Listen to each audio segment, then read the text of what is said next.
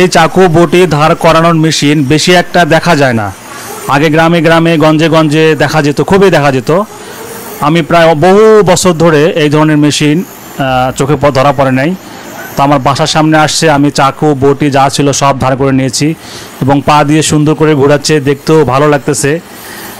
দেখলাম আর ভিডিও করলাম, আপনার ফেসবুকে ইউটিউবে ছেড়ে দিলাম আপনাদের দেখানোর জন্য। পুরাতন চাকুটিকে একবারে ঝকঝকা চকচকা করে দিবে। আপনারা দেখতে থাকুন, ভিডিও শেষে চাকুটা কেমন হলো আমি দেখাচ্ছি আপনাদের।